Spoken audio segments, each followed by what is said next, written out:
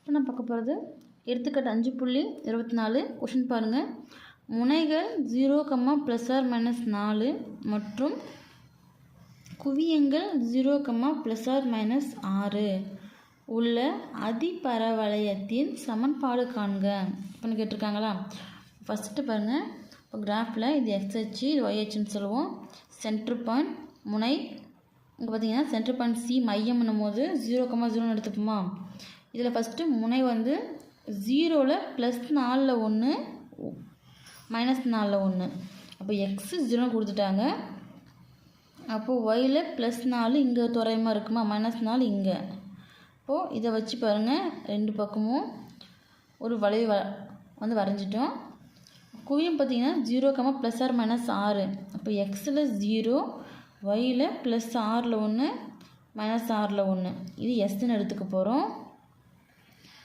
சரிங்களா. மையம் சின்னு எடுத்துக்க போகிறோம்.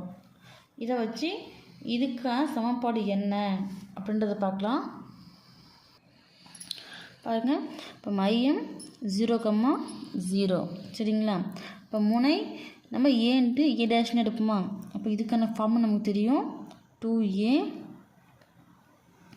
இப்போ 2 இன்ட்டு இந்த இடத்துல பாருங்கள், என்னோடய வேல்யூ 4, சரி.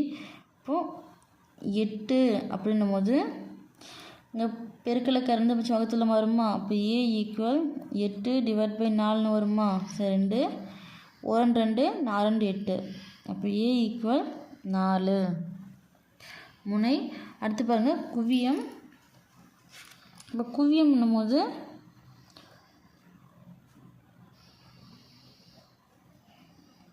S × S' சொல்லுவோமா. இப்போ S × S' அப்படின்னும் போது 2C = இங்கே 12 வரும். C மட்டும் தான் வேணும். அப்போது இந்த பெருக்கலை கரண்டு வகுத்தில் மாறுமா. 12 / 2 கேன்சல் பண்ணால் 1 2 6 12. C = 6. இப்போது ஏவும் சியும் வச்சு நம்ம பீனோட வேல்யூ கண்டுபிடிக்கலாமா. இப்போ B² கண்டுபிடிக்கிறதான ஃபார்முலா பாருங்கள். இப்போ C² = A² - B² வரும்போது நமக்கு B² வேணும். அப்போது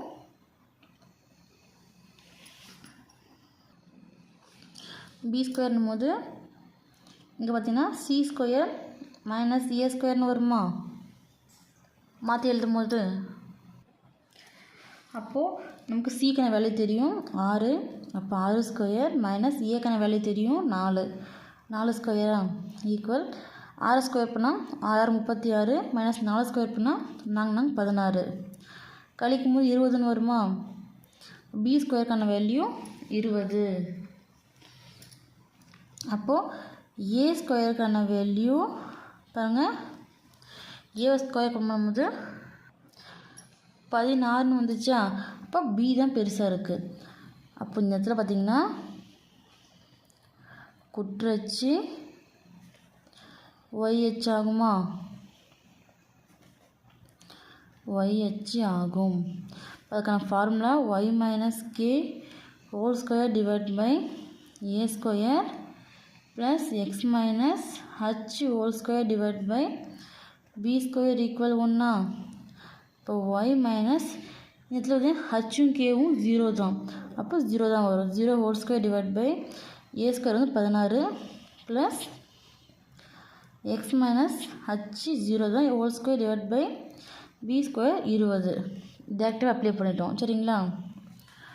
இப்போது எடுத்து ஃபைனலாக எழுதும் போது y² 0 இருந்தாலும் 1 தான், இல்லைனாலும் 1 தான். y² / 16 + x² / 20 தான் = 1. இதுக்கான சமன்பாடு. சரிங்களா. பிளாக்கில் கொடுத்துக்கோங்க.